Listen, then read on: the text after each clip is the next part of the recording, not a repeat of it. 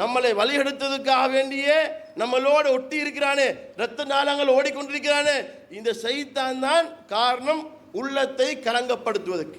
அப்போ உள்ளம் என்பது உண்மையிலே அது ரசூலுல்லாஹ் சொல்றது போன்று ஒரு பாலைவனத்தில் வெட்ட வெளியில் இருக்கிற ஒரு ரெக்கையை போன்று. காற்று எந்த பக்கம் அடிக்குமோ அந்த பக்கம் சுழண்டு கொண்டு போயிட்டே இருக்கும். இந்த பக்கம் காற்று அடித்தா இங்கிட்டு போகும், அங்கிட்டு காற்று அடித்தா அங்கிட்டு போகும், அங்கிட்டு அடித்தா இங்கிட்டு வரும். அதே மாதிரி தான் உள்ளம். أعوذ بالله من الشيطان الرجيم بسم الله الرحمن الرحيم ونستغفره ونعوذ بالله من شرور أنفسنا ومن سيئات أعمالنا من يهده الله فلا مضل له ومن يضلل فلا هادي له أشهد أن لا إله إلا الله وأشهد أن محمدا عبده ورسوله أما بعد فقد قال الله تعالى في القرآن الكريم بعد أعوذ بالله من الشيطان الرجيم يا أيها الناس اتقوا ربكم الذي خلقكم من نفس واحدة وخلق منها زوجها وبث منهما رجالا كثيرا ونساء واتقوا الله الذي تساءلون به والأرحام إن الله كان عليكم رقيبا. எல்லாம் வல்ல அல்லாஹுக்கே எல்லா புகழும் உரித்தாகட்டும்.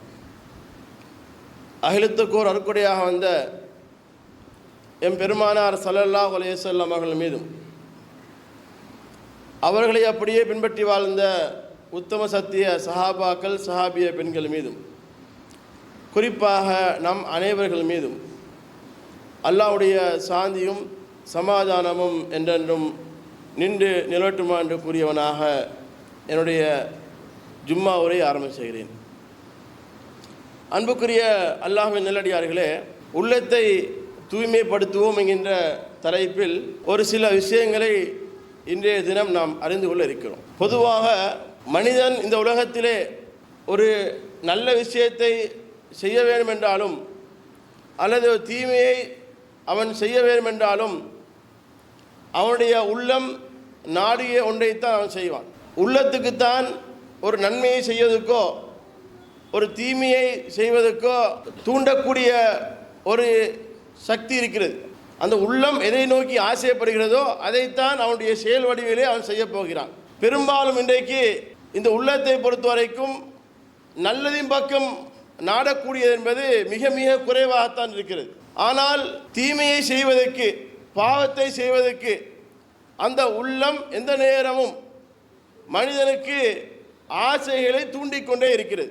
ஒவ்வொரு வினாடியும் ஏதோ ஒரு பாவத்தின்பால் அவனை இட்டு செல்வதற்காக வேண்டி பல சிந்தனைகள், பல ஆசைகள், பல கவர்ச்சிகள் அந்த உள்ளத்துக்கு தூண்டப்பட்டு கொண்டே இருக்கிறது.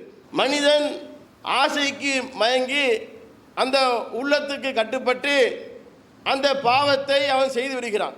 நாம் செய்யக்கூடிய நன்மையான ஒரு காரியமாக இருந்தால் கூட அது நன்மை இல்லை என்பதை ஒரு சிறிய விஷயமாக காட்டி அந்த நன்மையான காரியத்தை செய்ய விடாமல் கூட அந்த உள்ளத்துக்கு என்ன செய்கிறது, மறைமுகமாக தூண்டப்படுகிறது. அப்போ இந்த உள்ளத்தை பொறுத்த வரைக்கும் நன்மை செய்வதற்கும் அதற்கு உணர்ச்சி இருக்கிறது, தீமை செய்வதற்கும் இருக்கிறது. பெரும்பாலும் இந்த உள்ளத்தை நம்முடைய கண்ட்ரோலில் நம்ம வச்சுக்கிறோம். நம்ம உள்ளத்தை நம்மளோட கண்ட்ரோலில் வச்சுக்காம அந்த உள்ளத்துக்கு கட்டுப்பட்டவர்களாகத்தான் நாங்கள் வாழ்ந்துட்டுருக்குறோம். உள்ளம் எதை சொல்லுதோ அதுக்கு தான் நாங்கள் வாழ்ந்துட்டுருக்குறோம். ஆனால் இப்படி ஒரு மனிதன் வாழ்ந்தான்னு சொன்னால் அவனுடைய வாழ்க்கையில் அவன் வெற்றி பெற முடியாது. அவன் ஜெயிக்க வேண்டும் என்று சொன்னால் உள்ளத்துக்கு கட்டுப்படுவதை விட அவனுடைய கண்ட்ரோலில் அந்த உள்ளத்தை கொண்டு வர வேண்டும். ஏனென்றால் அல்லாஹ்வுடைய தூதர் ஸல்லல்லாஹு அலைஹி வஸல்லம் சொல்லுகிற பொழுது எப்படி சொன்னார்கள், உடம்பிலே ஒரு சதை துண்டு இருக்கிறது, அது சீர்பட்டு விட்டால் உடல் முழுவதும் சீர்பட்டு விடும், அது கெட்டுவிட்டால் எல்லாம் கெட்டுவிடும், அறிந்து கொள்ளுங்கள், அதுதான் உள்ளம் அப்படின்னாங்க. அப்போ உண்மையிலே செயல் வடிவிலே ஒன்றை கொண்டு வர வேண்டும் சொன்னால் அந்த உள்ளம் தீர்மானிக்கிறது தான். உள்ளம் அதை சரியாக செய்தால்தான் அந்த உடல் ரீதியாக அது வெளிப்படும். அவன் பார்க்கக்கூடிய பார்வை, சிந்தனை எல்லாம் நல்லா இருக்க வேண்டுமா, அவனுடைய கை நல்லதே செய்ய வேண்டுமா, கால் நல்லதே செய்ய வேண்டுமா, இதுக்கு மூல காரணம் என்னன்னு சொன்னால் அவனுடைய உள்ளம்தான். அங்கே உள்ளம் ஆர்டர் பண்ணணும். அதை செய்யி இதை செய்யி என்று அந்த உள்ளம் சொன்னால் தான் அந்த உள்ளத்துக்கு கட்டுப்படுவான். அப்போ இன்றைக்கு பெரும்பாலும் பார்த்தீங்கன்னு சொன்னால் பாவமான காரியத்தை நோக்கியே நம்முடைய உள்ளம் என்ன செய்து தூண்டிக்கொண்டே இருக்கிறது. வணக்க வழிபாடுகள் செய்வதில் குறைபாடு உள்ளதாக இருக்கட்டும், அல்லது செய்யக்கூடிய பாவங்களாக இருக்கட்டும், அல்லது மனிதனுக்கு செய்யக்கூடிய பாவங்கள், மனிதன் மேலுள்ள ஒரு வெறுப்பு, குரோதம், பொறாமை, இந்த கோபம் எல்லாமே ஒரு உள்ளத்திலிருந்து வரக்கூடிய ஒரு காரியம்தான். அடுத்தவனை பார்க்குறான், பார்த்த உடனே அவனுடைய உள்ளத்தில் என்ன செய்யுது, அவன் நல்லா இருக்கிறத பார்த்து விட்டு, அவனுடைய பொருளாதாரத்தை பார்த்து விட்டு, அவனுடைய மதிப்பை மக்கள் 4 பேர் பெருமையாக பேசுகிற பொழுது உள்ளம் என்ன செய்யுது, ஆகா நம்மளை விட அவன் ரொம்ப டாப்பாக போகிறான், நம்மளை விட அவன் நல்லா உயர்த்தி பேசப்படுகிறான் என்று சொல்லி அந்த உள்ளம் ஓர்டர் பண்ணுது. அதுக்கு எதிராக சதித்திட்டங்களை உள்ளம் செய்யுது. அது பொறாமை என்ற வெளிப்பாடாக வருது. அல்லது மற்ற மக்களிடத்தில் பேசுகிற பொழுது தான் தான் எல்லாரை விட பெரியவன், தனக்குத்தான் எல்லாம் தெரியும் என்ற ஒரு அதிகாரத்தோடு தனக்குத்தான் எல்லாம் செய்ய தெரியும், தன்னை விட்டால் வேறு யாரும் இல்லை என்கின்ற ஒரு கோணத்தில் அகம்பாவம், பெருமை அவனுடைய உள்ளத்தில் வருகிறது. அதன் வெளிப்பாடாக அவனுடைய வார்த்தையை பேசிவிடுகிறான். இப்படி பல கட்டங்களாக எந்த பாவத்தை எடுத்தாலும் அதுக்கு உள்ளம்தான் காரணமாக இருக்குது. ஆனால் அல்லாஹ் தஆலா அந்த உள்ளத்துக்கு என்று சில உணர்ச்சிகளை கொடுத்திருக்கிறான். அல்லாஹ் திருமறை குர்ஆனில் சொல்லும்பொழுது எப்படி சொல்லி காட்டுகிறான், வனப்சி வமா சவ்வாஹா ஃபஅல்ஹமஹா ஃபுஜூரஹா வத்தக்வாஹா. இந்த உள்ளத்து மீது சத்தியமாக, அதை செம்மைப்படுத்திய மீது சத்தியமாக, ஃபஅல்ஹமஹா ஃபுஜூரஹா வத்தக்வாஹா, அந்த உள்ளத்துக்கு நல்லதையும் நாங்கள் வழிகாட்டியிருக்கிறோம், தீமையை வழிகாட்டியிருக்கிறோம்.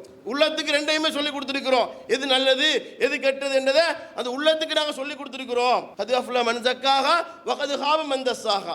யார் அந்த உள்ளத்தை தூய்மைப்படுத்துகிறாரோ அவர் வெற்றி பெற்று விட்டார்.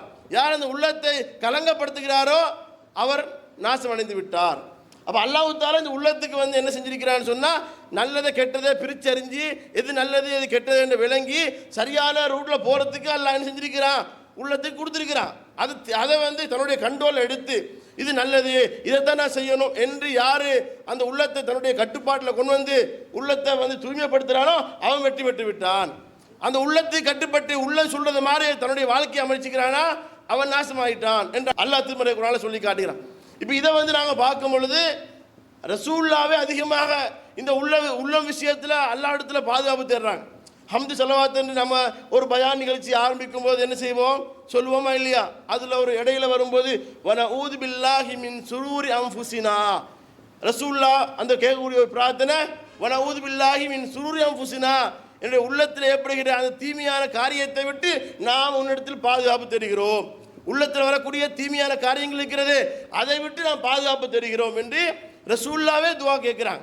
அப்போ துவா உள்ளத்தில் வரக்கூடிய தீமை இருக்கு, அது தீமையிலிருந்து தப்புறதுக்காக வேண்டி ரசூலுல்லாஹ் துவா கேட்குறாங்க.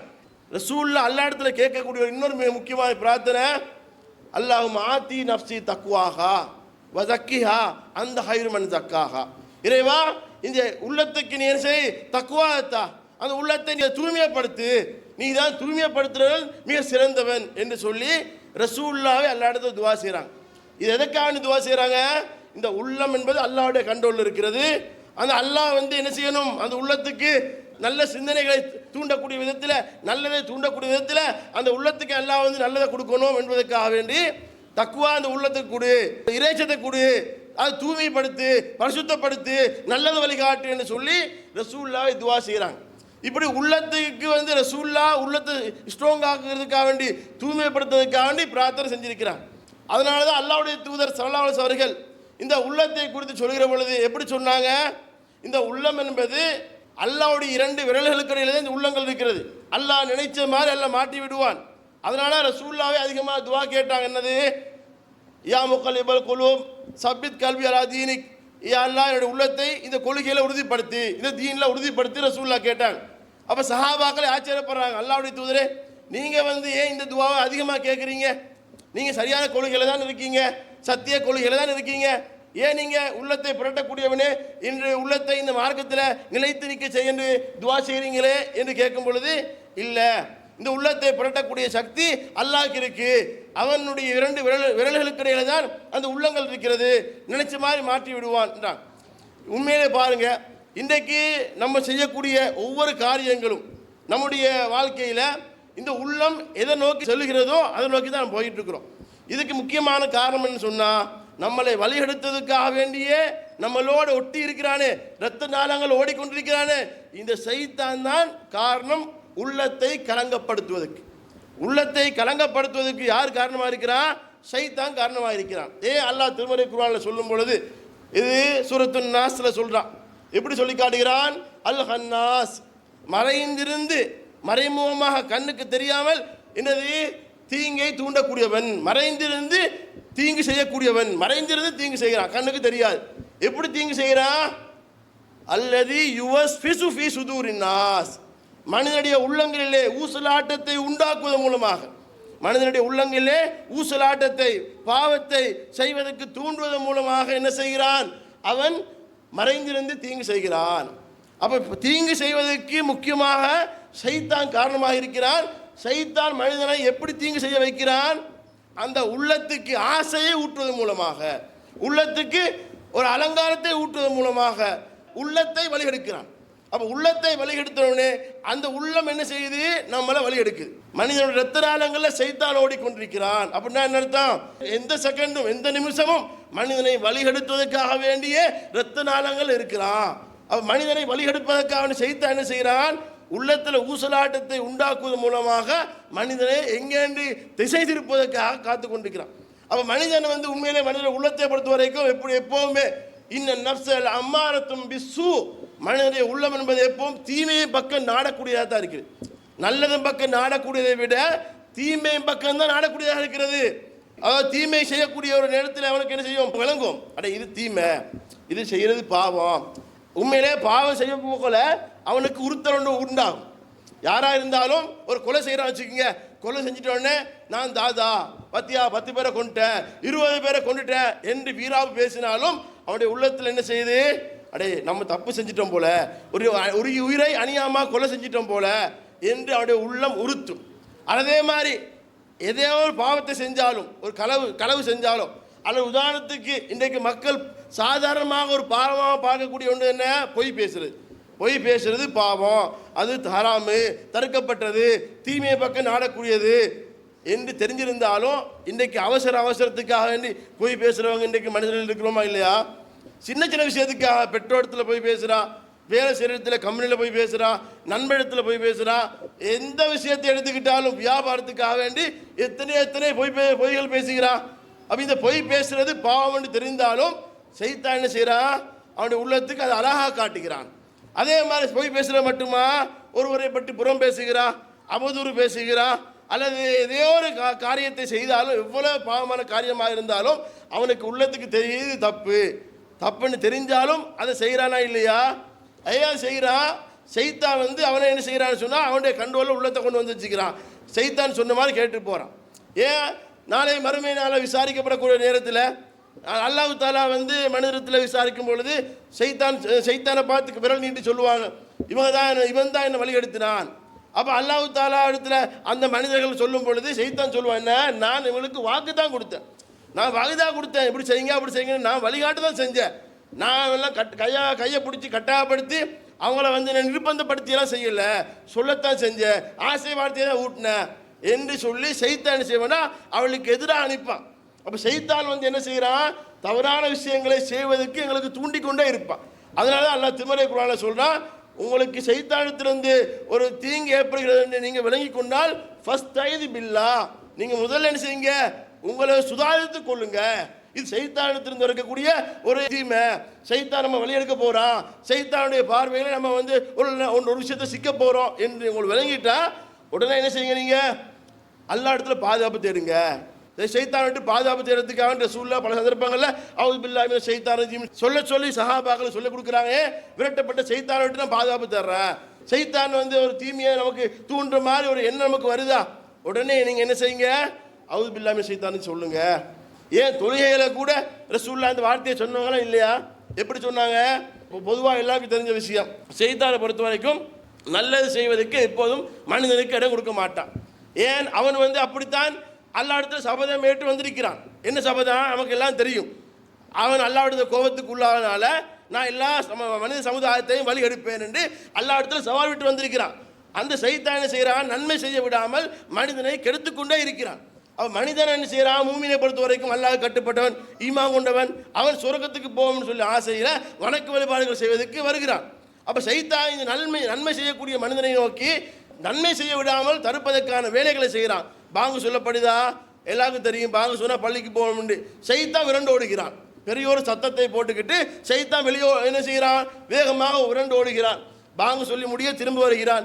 இக்காம சொல்லப்படும் போது திரும்ப ஓடுகிறான். தொழுகைக்கு சஃபுல் நின்று திரும்ப ஓடி வந்துடுவான். ஓடி வந்துட்டு அவன் தொலை வந்துட்டான். எப்படியோ தொழுகைக்கு போக விடாமல் தொலை போகாதே, வியாபாரத்தை பாரு, நீ டிவி பாரு, ஃபோன் பாரு, அதை செய்யன்னு சொல்லி எவ்வளோ கெடுத்தாலும் அதை மீறி உள்ளே வந்துட்டானா? உள்ளே வந்தவொடனே சைத்தானுக்கு என்ன செய்து, அடே நம்ம சொன்னதை மீறி வந்துட்டானே, இப்போ நம்ம மீறி வந்துட்டான், இப்போ நம்ம அவனை தொழுகையில் பார்த்துராக்கணும், அல்லாஹ்வுக்காக சொல்லக்கூடிய தொழுகை இல்லாமல் ஆக்கணும். உடனே தொழுகையில் உள்ளத்தில் கொஞ்சம் நீட்டி தை, ஒன்றும் அவன் பார்த்துட்டு இருக்கிறான், கொஞ்சம் அழகாச்சை, கொஞ்சம் பெரிய சூறா ஓது, அப்படி ருக்கு செய், இப்படி செய், உள்ளத்தில் ஊசலாட்டம். அல்லாஹ்வுக்கு நம்ம அந்த ஏற்றுக்கொள்ளப்பட்ட தொழுகையாக இருக்கக்கூடாது என்பதற்காக வேண்டி தொழுகை விளையாடுறான், முகஸ்தூதி உண்டாக்குறான், அடுத்தவன் பார்க்கறதுக்காக தொழுக வேண்டும் என்ற ஒரு எண்ணத்தை உண்டாக்குறான். தொழுகை மட்டும் இல்லை, ஒரு தர்மம் செய்ய போகிறோமா, நம்ம பொதுவாக 100 ரூபா கொடுக்க போகிறோம், 4 பேர் பார்க்குறாங்களா, இது மாதிரி தான் 100 ரூபா, இந்த ஒரு 500 ரூபா, இப்படி நன்மை செய்ய போகிற நேரத்தில் அடே நன்மை செய்ய போகிறானே, இவன் எப்படி சரி கெடுக்கணுமே, இல்லாமக்கணுமே, உடனே உள்ளத்தில் நீ என்ன 500 ரூபா கொடு, எல்லாரும் பார்க்குற மாதிரி சொல்லி கொடு. இதே மாதிரி எந்த ஒரு நன்மையான காரியத்தை செய்தாலும் சொல்லி காட்டக்கூடிய ஒரு வேலையை செய்தா உண்டாக்கி விடுவான். நன்மை செய்கிறானா, நன்மை செய்ய விடாமல் தடுத்து விட்ட பிறகு இவன் மீறி நன்மை செஞ்சா நன்மை இல்லாமக்க பார்ப்பான். அப்போ தொழுகையில் நிற்பானா, தக்பீர் கெட்டு தொலை போகல, அல்லாஹ்வுக்கு வேண்டி தொழுகிறா, நிற்கிறான், உதுக்கு ஒரு கதா அதை நினச்சிப்பாரு, அன்றைக்கு நடந்து நினச்சிப்பாரு, அதை நினச்சிப்பாரு, சிந்தனை இல்லாமல் ஆக்குறான். தொழுகையில் தக்பீர் கேட்டிருப்பாரு, இவர் சவுதி போயிருப்பார், இல்லை டிவியில் நிகழ்ச்சி போயிருப்பார், ஃபேஸ்புக்கு போயிருப்பார், வாட்ஸ்அப்பு போயிருப்பார், தொழிலுக்கு போயிருப்பார். தொழுகை சலாம் குடிக்க போகல தான், அடைய தொழுதுட்டா உட்காந்துட்டுருக்கிறேன், சலாம் கொடுக்குற வரைக்கும் அவர் தொழுகை எங்கேமோ தெரியாது, அல்ஹம்து சூரா ஓதி ருக்கு போகிற வரைக்கும் தெரியாது. ஒரு 5 நிமிஷம் 2 நிமிஷம் உள்ளத்தை கொண்டு போகிறான், வேறோட உலகத்தையும் கொண்டு போகிறான். ஏன்? தொழுகையை பாத்திலாக்கிறதுக்காக என்ன செய்கிறான். அப்போ ரசூலுல்லாஹ் சொல்கிறாங்க, தொழுகையில் உங்களுக்கு அப்படியான ஒரு சிந்தனை வருதா, நீங்கள் என்ன செய்யுங்க, அவுது பில்லாஹி மினஷ் ஷைத்தானிர் ரஜீம் உடனே சொல்லுங்கள், சைத்தானை விட்டு பாதுகாப்பு தருங்க. அதே மீறி உங்களுக்கு வருதா, எடுத்து புறமா என்ன செய்யுங்க, மெதுவாக திரும்பி சும்மா லேசாக 3 முறை துப்பிக்கொள்ளுங்க. துப்புறன்னு சொல்லி அடுத்தவனுக்கு எச்சி தெரிக்கிற மாதிரி இல்லாமல் அது நீங்கள் சைத்தானை விரட்டுறதுக்கு, சைத்தானை அசிங்கப்படுத்தக்கூடிய ஒரு வேலையை தக்பீர் கட்டி இப்படி செய்யுங்க. அப்போ அவன் சைத்தான் விரண்டு ஓடுவான், சைத்தானுடைய தீங்கு உங்களுக்கு எண்ணம் இல்லாமல் போகும் அப்படின்ற ஒரு வழிகாட்டு ரசூலுல்லாஹ் சொல்கிறான். எதுக்காக சொன்னால் சைத்தான் எப்படியும் மனிதனை வழிகெடுத்ததுக்காக வேண்டி ஏதோ ஒரு சிந்தனையில் வருவான்.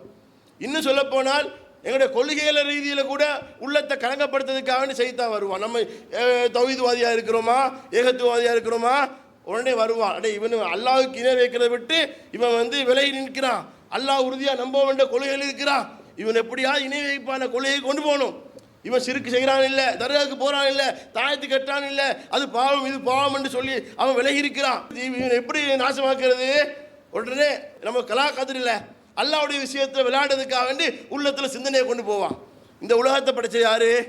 நமக்கு நல்லது மாதிரி தெரியும், நம்ம அல்லாஹ் நினச்சி பார்க்குற மாதிரி என்ன செய்வோம், இதை நினச்சி பார்ப்போம். அப்படி அடே வானத்தை படைச்ச யாரு? அல்லாஹ் படைச்சான். பூமியை படைச்ச யாரு? அல்லாஹ் படைச்சான். அப்போ இந்த உலகத்தை பரிபாலிக்கிறது யாரு? இந்த உலகத்தை பரிபாலிக்கிறது அல்லாஹ். அடே நம்மளோட உள்ள எண்ணோட்டம் நல்லா இருக்குது. எப்படி இருக்குது? இந்த உலகத்தை படைத்து பரிபாலிக்கிற அல்லாஹ்வை நினைத்து பார்க்கிற விதத்தில் நம்முடைய எண்ணோட்டங்கள் போகுது. அப்படியே திடீர்னு வருவான். அப்போ இதெல்லாம் படைச்ச அல்லாண்டா, அல்லாஹ் படைச்ச யாரு? அல்லாஹ் படைச்ச யாரு? உடனே இவருக்கு டவுட் வருது, அடே அல்லாஹ் படைச்ச யாரு? அது ஒரு நல்ல கேள்வி தானே, இதுக்கு என்ன பதில்? அப்படியே அவன் வேறு மாதிரி யோசிக்க போறானா, அப்படியே நாஸ்தியனா மாறி போறான். இதை உண்டாக்குற யாரு? இஸ்லாத்தை விட்டு வெளியே கொண்டு போய் அவனை கொள்கையற்றவனா மாத்துறதுக்காக வேண்டி இந்த சைத்தான் போடக்கூடிய ஒரு சதி வேலை. அப்போ இது மாதிரியான எண்ணங்கள் வருகிற பொழுது நம்ம கொள்கையை பாதுகாக்கணுமா, அல்லாஹ் இடத்துல பிரார்த்தனை மூலமாக தான் செய்ய முடியும். பிரார்த்தனை தான் நமக்கு இந்த உள்ளத்தை பிரட்டக்கூடிய வேலையை சைத்தான் செய்கிறான்னா அவனிடத்திலிருந்து தப்புறதுக்கு வழி என்ன? பிரார்த்தனை. அல்லாஹ் இடத்துல பிரார்த்தனை செய்து கொண்டே இருக்க வேண்டும். அதே மாதிரி சைத்தான் உள்ளத்தில் வேறு விதமான எல்லா எண்ணங்களையும் கொண்டு வருவான். என்னென்ன எண்ணமெல்லாம் நமக்கு வரக்கூடாதோ எல்லா எண்ணத்தையும் கொண்டு வருவான். எப்படியான எண்ணங்களை கொண்டு வருவான்? உதாரணத்துக்கு ரசூலுல்லாஹ் இடத்துல சஹாபாக்கள் கொஞ்சம் பேர் வராங்க, அல்லாஹ்வுடைய தூதரே எங்களுடைய உள்ளத்தில் சில எண்ணங்கள் வருகிறது, அந்த எண்ணங்களை நான் உங்களிடத்திலே வாய் திறந்து சொல்ல முடியாது, அவ்வளவு அசிங்கமான விஷயங்கள் உள்ளத்துல வருது, வாயத்தோடு சொல்ல முடியாது. அப்ப ரசூலுல்லாஹ் கேட்கிறாங்க, அப்படியான சிந்தனைகள் உங்களிடத்துல வருதா? அப்படி வந்த விஷயத்தை நீங்க உணர்றீங்களா? கது வஜத்துமூஹு, அதை நீங்க உங்களோட உள்ளத்துல இருந்து வந்தது அது தவறு என்று நீங்க நினைக்கிறீங்களா? ஆமா, அதுதான் ஜாக்க சரீஹுல் ஈமான், அதுதான் உண்மையான ஈமான். இப்போ உங்களோட உள்ளத்துல வந்துச்சே, உங்களோட உள்ளத்துல தொட்டு பாடிச்சே, உள்ளத்துக்கு உறுத்துச்சா இல்லையா? இப்படியான கெட்ட எண்ணங்கள்லாம் வருது, நம்மளை நாசமாகக்கூடிய ஒரு சிந்தனை மாதிரி வருது, கெட்ட எண்ணங்கள் வருது. இப்போ நம்ம அதை நினைச்சு பார்த்தோன்னு சொன்னா நம்ம பாவியா மாறிடுவோமோ, நம்ம நரகத்துக்கு போயிடுவோமோ, நமக்கு அல்லாஹ் நரகத்தை தருவானோ, அந்த எண்ணம் உறுத்தல் உங்களுக்கு வருதா? அதுதான் உங்களோட ஈமான், நல்ல ஈமானு, சரியான ஈமானு அப்படின்னு சொல்லி அந்த கெட்ட எண்ணங்கள் வந்த அந்த நபித்தோழர்களை ரசூலுல்லாஹ் நல்ல ஈமான் உள்ளவங்க என்று சொல்லி பாராட்டுறாங்க. உண்மையிலே எந்த மனிதனுக்கும் கெட்ட எண்ணங்கள் வராமல் இருந்த இல்லை. அப்படி சொல்றதா இருந்தால் அது போய், அந்த அப்படி சொல்றதா இருந்தால் போய். ஏன் மனுஷன் உள்ளம் எங்கிட்ட கண்ட்ரோல் இல்லை, அது நம்ம நினைக்கிற மாதிரி அது நடக்காது. நம்ம தான் என்ன செய்யணும், அந்த உள்ளத்தை கட்டுப்பட்டு போயிட்டு இருக்கிறோம். அப்போ உள்ளம் என்பது உண்மையிலே அது ரசூலுல்லாஹ் சொல்றது போன்று ஒரு பாலைவனத்தில் வெட்ட வெளியில் இருக்கிற ஒரு ரெக்கையை போன்று. உள்ளம் என்பது பாலைவனத்தில் ஒரு வெட்ட வெளியில் இருக்கிற ரெக்கையை போன்று. அது ரெக்கைன்னா என்ன? காற்று எந்த பக்கம் அடிக்குமோ அந்த பக்கம் சுழண்டு கொண்டு போயிட்டே இருக்கும். இந்த பக்கம் காற்று அடித்தா இங்கிட்டு போகும், அங்கிட்டு காற்று அடித்தா அங்கிட்டு போகும், அங்கிட்டு அடித்தா இங்கிட்டு வரும். ஏது ரெக்கைன்றது? அது இலகுவான ஒரு பொருள், பறக்கக்கூடிய ஒன்று, அடிக்கிற காத்துகிற திசைக்கு திரும்பி போகும். அதே மாதிரி தான் உள்ளம். அங்கிட்டு ஒரு வேறு மாதிரி திசையை நோக்கி ஒரு பாவம் துண்டப்படுதா அங்கிட்டு போகும், இங்கிட்டு கொஞ்சம் அதை விட நல்லா இருக்கா இங்கிட்டு போகும், அதை விட அங்கே இருந்தால் அங்கிட்டு போகும். இப்படி துள்ளி துள்ளி போகும். சொல்லுவாங்கல்ல, மனசு என்பது குரங்கு மாதிரி என்று. அந்த மரத்தில் இங்கிட்டு பாயும் குரங்கு எப்படி அங்கிட்டு இங்கிட்டு பாஞ்சு போகுதோ அது மாதிரி தான் மனசு. அவனுக்கு காசு மேலே யாருக்காவது ஆசை இல்லாமல் இருக்குமா? சாதாரணமாக 1 லட்சம் மாதம் சம்பாதிச்சுட்டு இருக்கிறான். சரி, அல்ஹம்துலில்லாஹ், நல்லா வாடகை கொடுத்துட்டு சாப்பாட்டுக்கிட்டு பிள்ளைய சம்பாதிச்சுட்டு போவோமே. அடுத்தவன் பார்க்குறான், வாகனத்தை பார்க்குறாடே, அவன் சூப்பர் வாகனம் வாங்கியிருக்கிறான். அல்ல அடுத்தவனை பார்க்குறான், ஐஃபோன் வாங்கி வச்சிருக்கிறான். அடுத்தவனை பார்க்குறான், கொஞ்சம் வசதி மாதிரி தெரியுது. அடே, ஏன் நமக்கு அது மாதிரி வர இயலாது? ஏன் அதே மாதிரி நமக்கு உண்டாக இயலாது? இப்படி என்ன செய்யுது, அவனுடைய உள்ளம் அவனுக்கு ஆசை வார்த்தையை தூண்டுது. அதனால் என்ன செய்கிறான், அப்படியே அந்த பொருளாதாரத்தை திரட்டுவதற்காக வேண்டி அவன் அங்கிட்டு பாயிறான். இதே மாதிரி தான் மனுஷனுடைய எண்ணங்கள் என்பது அடுத்தவனை பார்த்து பார்த்து இப்படி என்ன செய்யுது, தாவி தாவி போயிட்டே இருக்கு. அப்போ நம்மளுடைய உள்ளத்தை நம்ம என்ன செய்யணும்னு சொன்னால் சீர்படுத்தணும். உள்ளத்தை சீர்படுத்துறதுக்கு நம்ம என்ன செய்யணும்? பல வழிகளை இஸ்லாம் சொல்லித்தருது. இந்த உள்ளத்தை சீர்படுத்துவதற்கு இஸ்லாம் பல வழிகளை சொல்லித் தருகிறது. அதில் மிக முக்கியமான ஒன்று என்ன, நம்ம சூழலை மாற்றணும். சூழல் எப்படி? உதாரணத்துக்கு ஒரு மனிதனுக்கு தவறு செய்வதற்கு எப்போ என்ன வரும்? ஒரு பொதுவாக மனிதர்களுக்கு தவறு செய்வதற்கு எப்போ என்ன வரும் அப்படின்னா, தனிமை என்று ஒன்று வந்தால் தவறு செய்வான். தனிமை என்று இல்லையா, பப்ளிக்காக 50 பேர் 100 பேர் 10 பேர் 2 பேரோடு இருக்கிறான்னு சொன்னால் அவனுக்கு தவறு செய்வதற்கு தவறு செய்வதற்கு என்ன வராது. இப்போ எல்லாரோடும் பேசிகிட்டு இருக்கிறோம், அதுக்கு டைம் போகும், படிக்கிறோம், ஒன்றா போகிறோம், சாப்பிட்றோம், குடிப்போம். அப்போ தனியாக இருக்கிறானா? இன்றைக்கு நவீன உலகத்தில் நவீன கண்டுபிடிப்புகளில் ஃபோன் அல்லது வேறு இன்டர்நெட் இன்றைக்கு அவனுக்கு உலகத்தையே ஃபுல்லாக சுற்றி பார்க்குற லெவலில் அவன் இருக்கிறான். அவன் சும்மா இருந்தால் கூட சும்மா கை சும்மா இருக்காது. அவனுடைய செய்யும் என்ன சரி ஒரு பாவத்தை செய்கிறதுக்கு அவனுக்கு தூண்டிகிட்டே இருக்கும். அப்போ ரசூலுல்லாஹ் கூட சொல்கிறாங்க இல்லையா, நன்மை என்னன்னு ரசூலுல்லாஹ்ட்ட ஒரு சஹாபி கேட்குறாங்க. ரசூலுல்லாஹ் சொல்கிறாங்க, ஹுஸ்னு ஹுல்கு, நல்ல செயல்கள், நற்குணங்கள் அதுதான் நன்மை.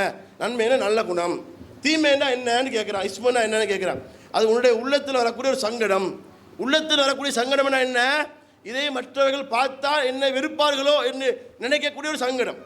இது நான் ஒரு காரியத்தை செய்ய போகிறேன், அது எல்லாரும் பார்க்குறாங்கன்னா அது நமக்கு தவறாக தெரியாது.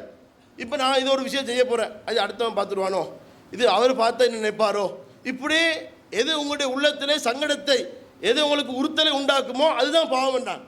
அப்போ அந்த உறுத்தல் எப்போ உண்டாகும் அப்படின்னு சொன்னால், 4 பேரோடு இருக்க போகல அந்த தவறு செய்ய நாங்கள் துணிய மாட்டோம்.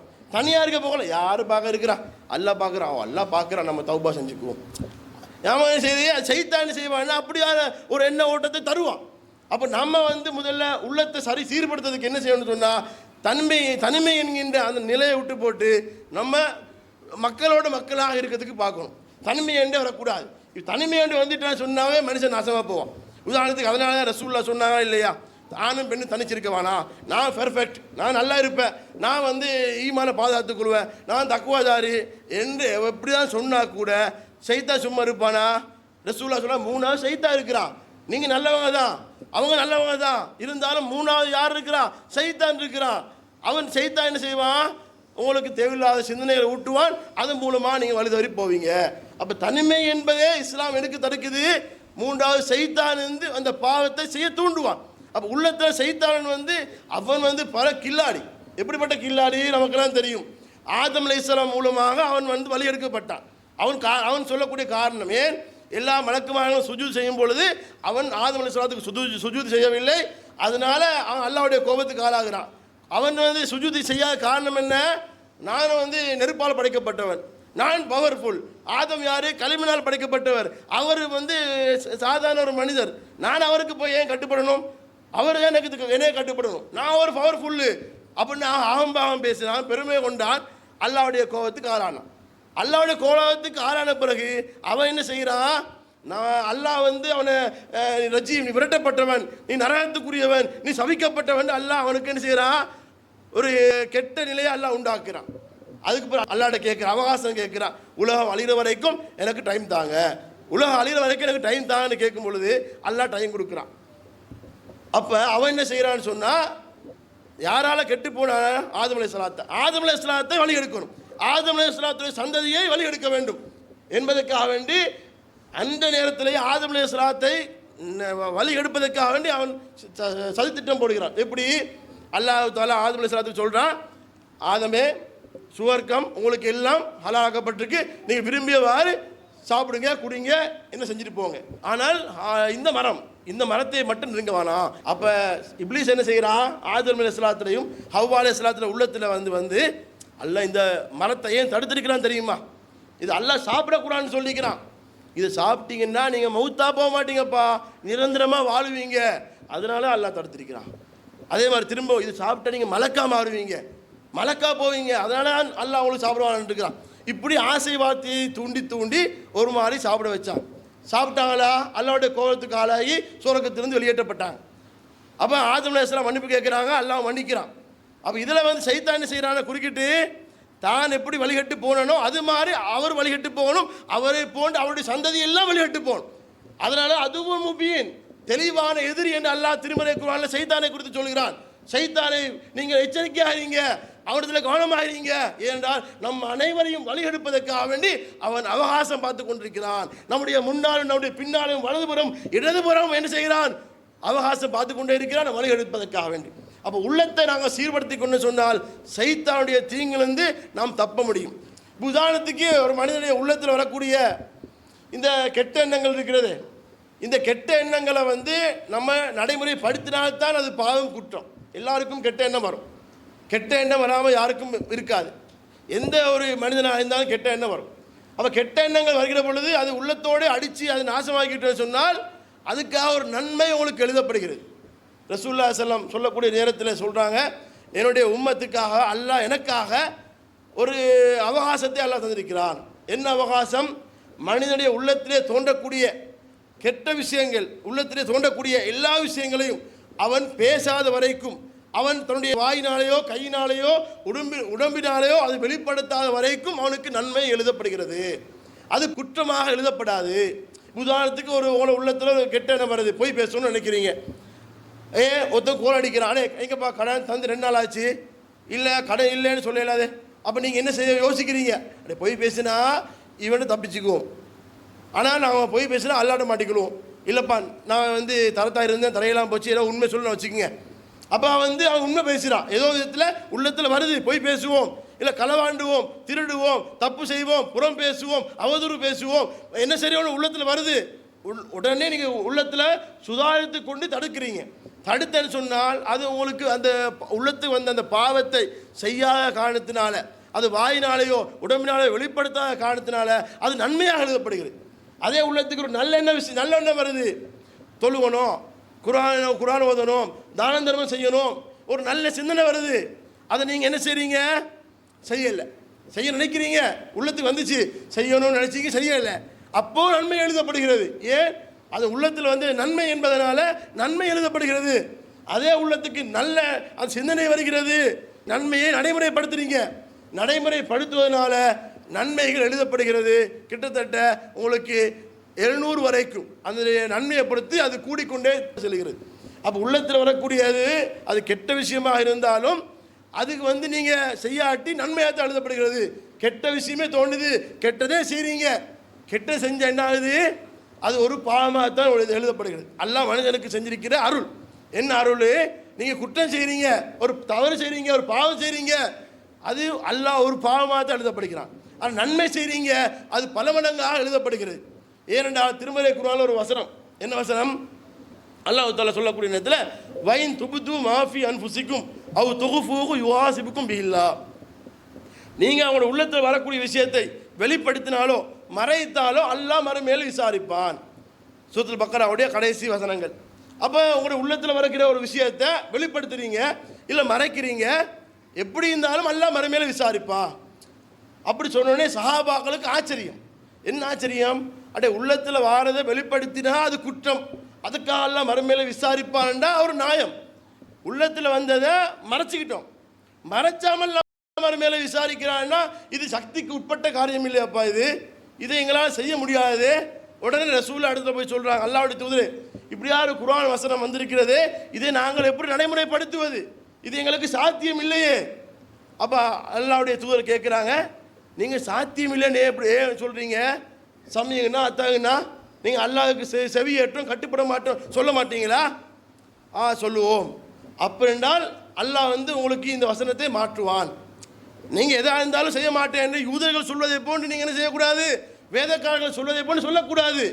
அவங்களுக்கு சிரமமாக இருந்தால் அல்லாஹ் மாற்றுவான். அப்போ அடுத்ததாக அல்லாஹ் வசனத்தை இறக்கிறான். என்ன வசனம், லா யுகல்லிஃபுல்லாஹு நஃப்ஸன் இல்லா உஸாஹா, எந்த ஒரு ஆத்மாவையும் அல்லாஹ் சக்திக்கு மீறி அல்லாஹ் சோதிக்க மாட்டான். அதுக்கு போகிற இன்னொரு வசனத்தை, லா துவாஹிதுனா இன் நஸீனா அவ் அஹ்தானா, நீங்கள் தவறுதலாக மறதியாக ஒரு காரியத்தை செஞ்சிட்டீங்கன்னு சொன்னால் அல்லாஹ் உங்களை குற்றம் பிடிக்க மாட்டான். அதே மாதிரி நீங்கள் ஒரு பாவத்து மேலே நீங்கள் சுமத்தப்பட மாட்டீங்க. இப்படி வந்து அல்லாஹ் குர்ஆன்ல வசனத்தை அடிக்கி அல்லாஹ் சொல்லிட்டு வரான். அப்போ இதோடு சேர்த்து ரசூல் அந்த விஷயத்தை சொன்னது, உள்ளத்தில் வரக்கூடியதை நீங்கள் வெளிப்படுத்தாத வரைக்கும் அது உங்களுக்கு பாவம் எழுதப்படாது. அதனால் அல்லாஹ் உங்களுக்கு செஞ்சிருக்கக்கூடிய ஒரு அருள் என்று சொன்னான். அப்போ உள்ளத்தில் வந்து எல்லாருக்குமே வரத்தான் செய்யும். நம்ம உள்ளத்தில் வரது என்ன செஞ்சுக்கணும், அதை வந்து உள்ளத்திலே மட்டுப்படுத்தி கொள்ளணும். அப்படி மட்டுப்படுத்தி கொண்டு சொன்னால் அந்த உள்ளத்தை பரிசுத்தப்படுத்துவதற்காக வேண்டி நம்ம வெற்றி பெறுவோம். அதனால் நம்ம அந்த உள்ளத்தை பொறுத்த வரைக்கும் எல்லாரும் விளங்க வேண்டிய விஷயம் என்று சொன்னால், உள்ளம் என்பது எப்போவுமே எல்லாருக்கும், அது சின்னவர்களிலிருந்து பெரியவர்களிலிருந்து எல்லோருக்குமே தீமையும் பக்கம் தான் தூண்டக்கூடியதாக இருக்கிறது. அப்போ நாம் அந்த உள்ளத்தை கட்டுப்படாமல் உள்ளத்தில் வரக்கூடிய ஆசாபாசங்கள், உள்ளத்தில் வரக்கூடிய கவர்ச்சிகள், உள்ளத்தில் வரக்கூடிய எந்த உணர்வாக இருந்தாலும் நல்லதா கெட்டதா என்று முடிவெடுத்து அதை செய்யக்கூடிய மக்களாக நாங்கள் இருந்தால் சொன்னால், நல்லதை மட்டும் தேர்வு செஞ்சு நல்லதை மட்டும் செய்யக்கூடிய மக்களாக இருந்தால் அது மூலமாக வெற்றி பெறுவோம். அப்படிப்பட்ட மக்கள் அல்லாஹ் தஆலா நம் அனைவரையும் ஆக்கியல் புரிவானாக.